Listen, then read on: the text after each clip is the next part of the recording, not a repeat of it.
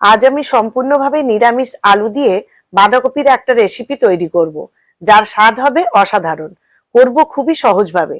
ভালো লাগলে একটা লাইক অবশ্যই করে দেবেন। চলুন শুরু করা যাক নিরামিষ বাঁধাকপির রেসিপি। নমস্কার বন্ধুরা, আমি মৌসুমি উইথ মৌসুমি চ্যানেলে সবাইকে স্বাগত। এখানে আমি মিডিয়াম সাইজের একটা বাঁধাকপি নিয়েছি। এই বাঁধাকপিটাকে আমি ভালো করে ধুয়ে নেব। এবার এই বাঁধাকপিটাকে এইভাবে কেটে নেব। বাঁধাকপির এই রেসিপিটি আমি খুব সহজভাবে তৈরি করব, যা খেতে হবে খুবই পুষ্টিকর ও সুস্বাদু। যাদের অফিসে তাড়া থাকে বা যারা চটজলদি রান্না করতে চায়, তারা এই রেসিপিটি অবশ্যই একবার ট্রাই করতে পারেন।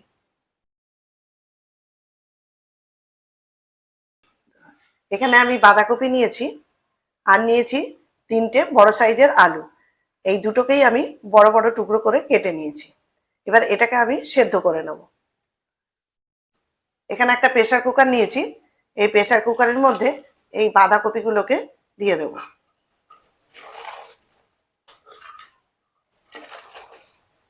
কেটে রাখা বাঁধাকপিগুলোকে দিয়ে দিলাম আর আলুগুলো ওপর থেকে দিয়ে দেব।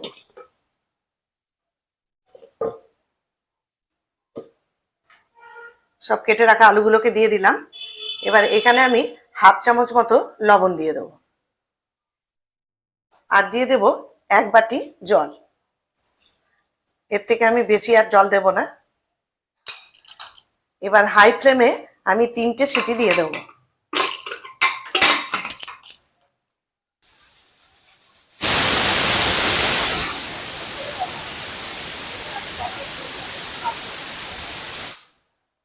এবার যতক্ষণ না ঠান্ডা হয় ততক্ষণ পর্যন্ত আমি প্রেসারের ঢাকাটা খুলবো না। এদিকে আমি একটা কড়াই বসিয়েছি। এই কড়াইয়ের মধ্যে পরিমাণ মতো সর্ষের তেল দেব। তেল গরম হয়ে গেছে।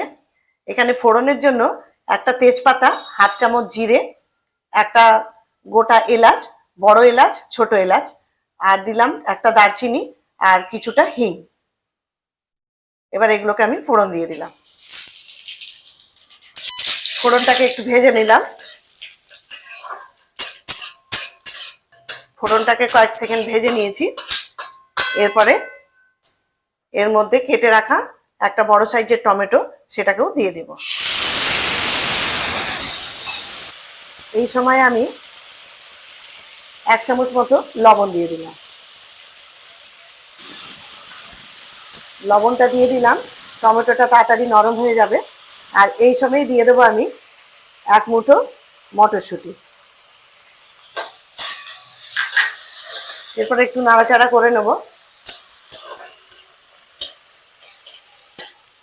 এটা 2-3 মিনিট একটু চাপা দিয়ে রাখবো। 2 মিনিট মতো নাড়াচাড়া করে নিয়েছি। এবার এতে 1 চামচ মতো আদা বেটে রেখেছিলাম, সেই আদা বাটাটাকে দিয়ে দেবো। আবার একটু নাড়াচাড়া করে নেব।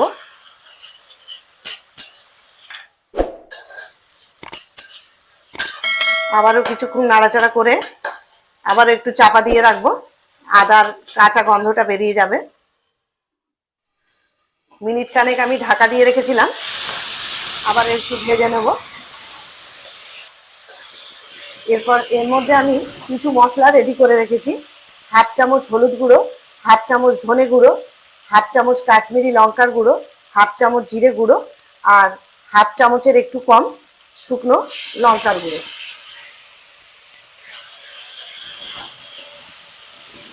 এবার মশলাগুলোকে দিয়ে দিলাম। সামান্য একটু জল দিয়ে দেবো, তাহলে মশলাটা পুড়ে যাবে না।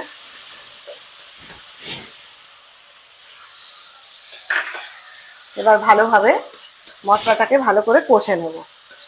যতক্ষণ না মশলা থেকে তেল বেরিয়ে আসছে ততক্ষণ মশলাটা কষাবো। মশলাটা আমি ভালো মতো কষে নিয়েছি। কালারটাও খুব সুন্দর হয়েছে। এবার এর মধ্যে 2টো চেরা কাঁচা লঙ্কা আর হাফ চামচ মতো একটু চিনি দিয়ে দিলাম। আবার একটু নাড়াচাড়া করে নেব। এদিকে আমার প্রেসারটা রিলিজ হয়ে গেছে। আলুটাও ভালো মতো সেদ্ধ হয়ে গেছে। এখানে যে মশলাটা করেছি এই মশলার মধ্যে এই বাঁধাকপি সেদ্ধ আর আলু দিয়ে দেব।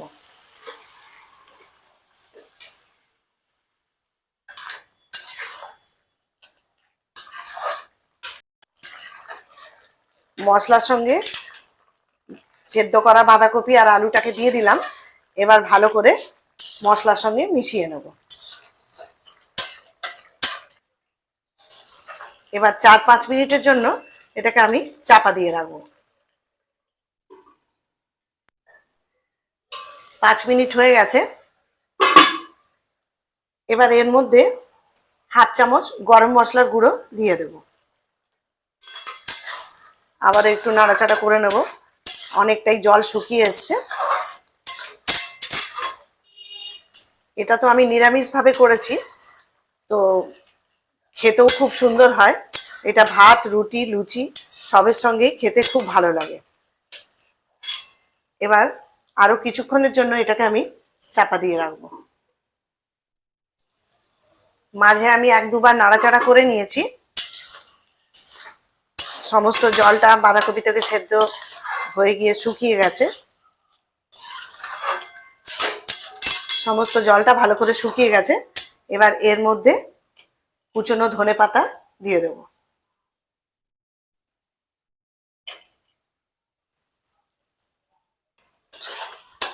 আবার একটু নাড়িয়ে নেব।